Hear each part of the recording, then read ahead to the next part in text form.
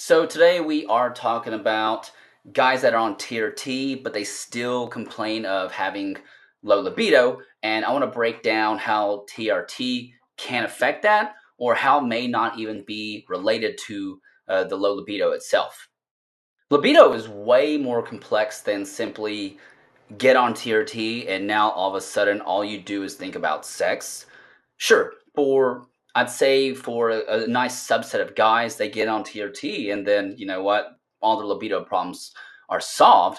But I can honestly say, with as many patients as we treated, as many as we've worked with, it's way more complex than simply getting on TRT. There's so many moving components when it comes to having someone's libido be quote unquote ideal. I believe that you can look at libido in two different ways. I think you can look at it as a continuum, and one end of the continuum it's really good. On the other end of the continuum, it's not as good. But I think that kind of undermines it. So the way I like to interpret it is more of a Venn diagram, and I want to show you that actually in visuals next. Okay, so check it out. Yeah, I get it. This is a super basic picture, and that's totally fine.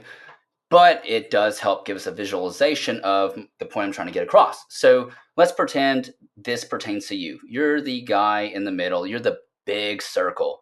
Now, you see, there's multiple overlying things that may contribute to whether or not someone's libido can be good or not, as defined by themselves. Because again, libido is oftentimes more than just one thing. Yes, hormones, as you can see over here, sometimes hormones are the only piece to help a guy, quote unquote, fix his libido. But for the vast majority of times, I honestly see it does help when you get their hormones dialed in, but it doesn't necessarily fix it. So let's say, for instance, you get your hormones dialed in, your libido's gotten better, but it's still not great. There's all these other things that can contribute that you may need to address. Like, for instance, if you're obese, if you're out of shape, if you have poor sleep hygiene, guess what? You're going to be tired all the damn time. And when you're tired all the time, sometimes sleeping takes precedence over having sex. Another thing that guys often downplay is the implication that stress has on your sex drive. So let's put it this way. Well, actually, don't pretend, this pertains to most guys, but let's say you work 40 to 60 hours a week. Okay, you're pretty darn stressed out. Say you've got kids on top of that. That's more stress. And say your boss sucks and you've got a bunch of bills to deal with. So therefore, you'll have all these multiple stressful situations that are all compounding. And when these things are raining on your brain, chances are you don't think about sex as much. And in terms of relationship health, this one also plays a huge role into libido. One thing I see guys tend to not understand, or they overlook, or they simply can't perceive it, is the implication that communication has in the relationship. For instance, say a guy gets on testosterone, his libido's very high, but he's not communicating with his partner, and therefore he doesn't know whether or not they're actually ready or willing to engage in sexual activity. So he may misconstrue that as being low libido when in fact that's a communication deficit.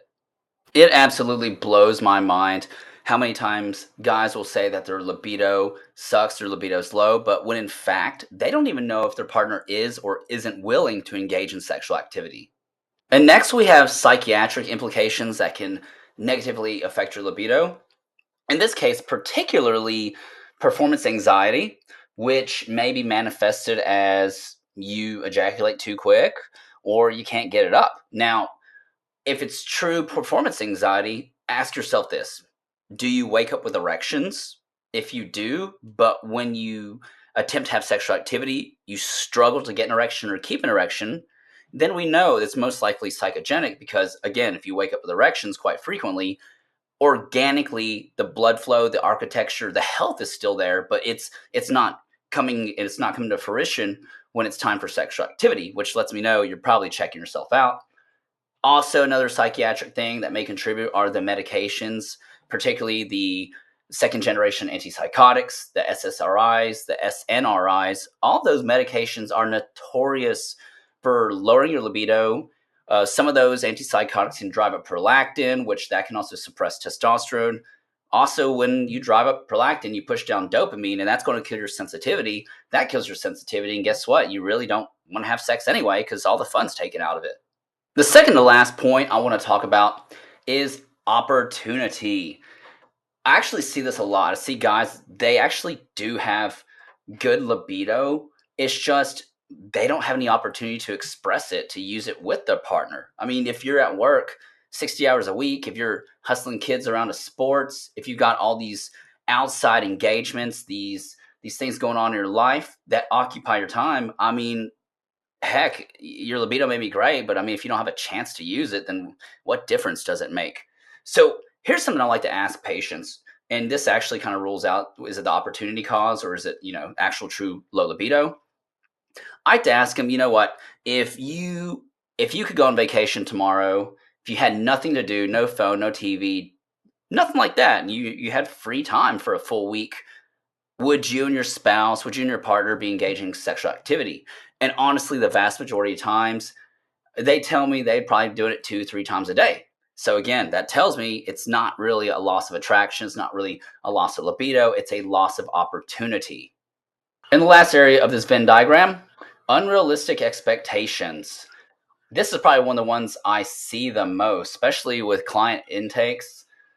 If your expectation is to walk around with a raging door stopper for a penis every single day, that's not realistic. Furthermore, you might catch some kind of sexual charge, just being honest with you. So have some realistic expectations about what your libido can be, given all the other circles overlapping into the spectrum of your life.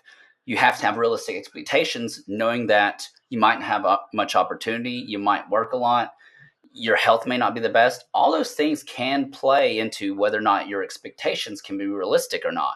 Consider becoming a channel member to benefit from several perks. And check out all the things I'm associated with. The Shop Test Store for insulin syringes, alcohol swabs and 10cc glass vials. My ebook, The Ultimate Guide to Testosterone Cream. Mizumi Skincare. Online pharmacy NP Labs. And multiple workout programs that I designed myself.